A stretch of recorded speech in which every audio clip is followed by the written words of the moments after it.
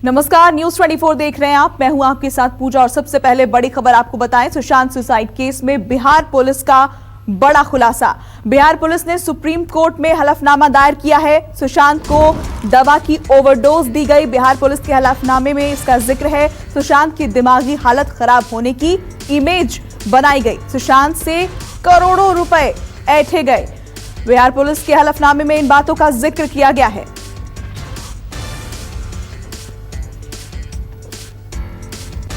ये बड़ी खबर इस वक्त की सुशांत सुसाइड केस से जुड़ी हुई, जिसमें बिहार पुलिस ने ये बड़ा खुलासा किया है और कहा है कि इसके साथ ही सुप्रीम कोर्ट में बिहार पुलिस ने हलफनामा भी दायर किया है, जिसमें जिक्र किया गया है कि सुशांत को दवा की ओवरडोज दी गई और उनकी दिमागी हालत खराब होने की छवि लगातार बनाई गई।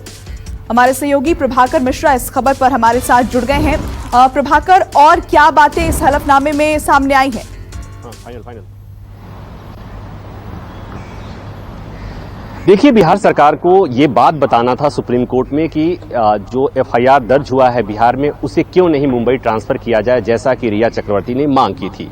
तो उसके जवाब में बिहार सरकार की तरफ से एसएसपी लेवल के अधिकारी ने सुप्रीम कोर्ट में हलफनामा दायर किया है और उसमें जो बातें कही गई हैं वो डिटेल में सुशांत सिंह राजपूत के परिवार की तरफ से के पिता की तरफ से जो बातें लिखी गई हैं, जो कही गई हैं, उसको डिटेल तौर पे यहाँ लिखा गया है। और जो बातें एफआईआर में लिखी गई हैं या जो बिहार पुलिस को बताया है सुशांत के पिता ने, तो उसमें जो बातें कही हैं कि किस तरह से सुशांत सिंह राजपूत ने रिया चक्रवर्ती को के सामने इच्छा जताई थी कि वो ऑर्गेनिक खेती करना चाहता है, वो फिल्म इंडस्ट्री को छोड़ना चाहता है। इसके बाद रिया चक्रवर्ती ने उसे धमकी दी थी कि तुम्हारा जो मेडिकल रिपोर्ट है उसे हम सार्वजनिक कर देंगे, तुम्हें कोई काम नहीं मिलेगा। दूसरी बात ये भी कही गई थी कि किस तरह से मतलब उसमें मोटा मोटी जो बातें हैं कि किस तरह से सुशांत सिंह राजपूत का पैसा हड़पने के लिए पूरा परिवार था, रिया चक्रवर्ती उसका पूरा परिवार है, उसके संपर्क में आया था। बिहार पुलिस ने अपनी बातों में जो फाइंडिंग में कहा है वो ये कहा है कि चूंकि अभी बिना सहयोग के, महाराष्ट्र सरकार के, महाराष्ट्र पुलिस के बिना सहयोग के भी कुछ चीजें ऐसी आई हैं जो जांच में कुछ लीड मिली हुई है। दूसरी बात ये कही गई है कि लीड इस तरह से है कि अलग अलग देश के अलग अलग हिस्सों से वो लीड को लेना है, तो ऐसे में सजेस्ट किया गया है कि इस मामले की जांच सीबीआई करे तो बेहतर है। तो एक बहुत महत्वपूर्ण बात है। हालांकि सीबीआई ने पहले ही जांच शुरू कर दी है। जो इसमें बातें आपके दिमाग में, हमारे दिमाग में, हमारे दर्शकों के दिमाग में है कि क्या वाकई सुशांत राजपूत को स्लो पॉइजन दिया जा रहा था या दवा का ओवरडोज दिया गया था। इस मामले में हलफनामे में कहा गया है कि दवा का ओवरडोज दिया गया था। ये बात सुशांत सिंह राजपूत के परिवार की तरफ से आरोप लगाया गया, उसमें बातें कही गई हैं। और ये भी कहा गया है कि जो डॉक्टर था जिसने वो दवा लिखी थी वो भी इस षड्यंत्र में शामिल था। तो दरअसल बिहार पुलिस ये सजेस्ट करने की कोशिश कर रही है, इसे जस्टिफाई करने की कोशिश कर रही है कि नियम कहता है, कानून कहता है, सुप्रीम कोर्ट के जजमेंट कहते हैं, आईपीसी सीआरपीसी कहता है कि बिहार सरकार के पास, बिहार पुलिस के पास इस मामले में एफआईआर दर्ज करने का अधिकार है।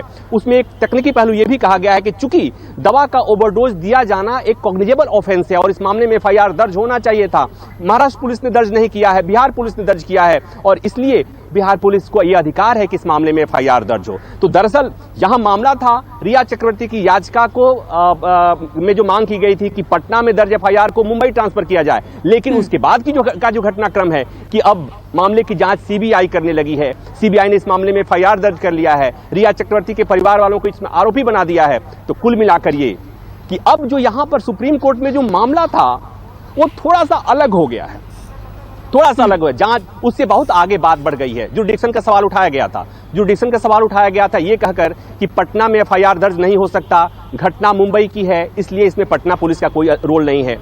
लेकिन जैसे ही मामला सीबीआई को चला गया, जुडिक्शन का सवाल खत्म हो गया। लेकिन एक तकनीकी पहलू फिर भी बाकी बच जाता है कि क्या जिस राज्य में, जिस जगह पे ये घटना नहीं घटी, क्या वहां के राज्य सरकार को ये अधिकार है सीबीआई जांच की सिफारिश करने की? लेकिन बिहार सरकार ने कर दिया, केंद्र सरकार ने मान लिया है, सीबीआई ने एफआईआर दर्ज कर ली, सीबीआई ने इसमें रिया चक्रवर्ती और उसके लोगों को एक्यूज बना दिया, तो उससे बात तो आगे बढ़ गई। लेकिन चूंकि इसमें एक महत्वपूर्ण बात और है कि सुप्रीम कोर्ट ने महाराष्ट्र सरकार, महाराष्ट्र पुलिस से कहा था कि अब तक जो आपने जांच किया है वो हम जांच जानना चाहते हैं कि आपने क्या किया है, बात कहां तक बढ़ी है, तो उस पर भी रिपोर्ट जमा करनी है। इंतजार किया जा रहा है कि महाराष्ट्र सरकार भी देखे कि क्या जवाब देती है। चूंकि 3 दिन का समय दिया गया था, आज शुक्रवार है, कल शनिवार और रविवार 2 दिन कोर्ट वर्किंग नहीं होता है, तो उम्मीद की जा रही है कि आज किसी समय महाराष्ट्र सरकार की तरफ से भी जवाब आ जाएगा। प्रभाकर, देखिए, एक तरफ ईडी की जांच है, एक तरफ सीबीआई की भी जांच चल रही है और सुप्रीम कोर्ट में यह हलफनामा। क्या इन सबके बीच रिया चक्रवर्ती की मुश्किलें लगातार बढ़ती जा रही हैं?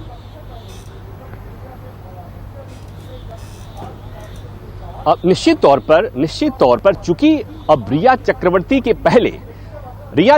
के पहले बिहार पुलिस के सीन में आने के पहले नेपोटिज्म की बात हो रही थी कि प्रताड़ित थे सुशांत राजपूत, उनके साथ भेदभाव किया जा रहा था और अवसाद में थे, डिप्रेशन में थे, इसलिए उन्होंने सुसाइड कर लिया। लेकिन अब बात आगे बढ़ गई, बिहार पुलिस ने, सीबीआई ने भी रिया चक्रवर्ती को मुख्य आरोपी बनाया है, तो निश्चित तौर पर मुश्किलें बढ़ गई हैं। और दूसरी बात ये कि रिया चक्रवर्ती की तरफ से जब सुप्रीम कोर्ट में सुनवाई हो रही थी तो वहां पर ये राहत मांगी गई थी कि रिया चक्रवर्ती के खिलाफ कोई कार्रवाई न करे, ऐसा सुप्रीम कोर्ट आदेश दे। सुप्रीम कोर्ट ने कोई आदेश नहीं दिया है, तो कल एफआईआर जो दर्ज हुआ है सीबीआई की तरफ से, तो अब सीबीआई कभी भी रिया चक्रवर्ती को गिरफ्तार कर सकती है पूछताछ करने के लिए। तो रिया चक्रवर्ती की मुश्किलें निश्चित तौर पर बढ़ रही हैं और पूरा का पूरा फोकस अब सबके मन में यही सवाल है कि क्या वाकई रिया चक्रवर्ती ही दोषी है इस मामले में। और चूंकि जो आरोप लगे हैं, जिस तरह की जांच जिस दिशा में जा रही है उसी दिशा में जा रही है और उस जांच की दिशा बता रही है कि रिया चक्रवर्ती की मुश्किलें लगातार बढ़ने वाली हैं, बहुत कम नहीं होने शुक्रिया, जा रही। ये अहम जानकारी आपने हमें दी इसके लिए। नमस्कार, मैं हूं मानक गुप्ता। अगर आपको हमारा ये वीडियो पसंद आया हो तो इसे लाइक और शेयर जरूर करें और हाँ, हमें सब्सक्राइब और फॉलो करना ना भूलें ताकि आप देश और दुनिया की कोई खबर मिस ना करें। तो जुड़े रहिए हमारे साथ और देखते रहिए News 24।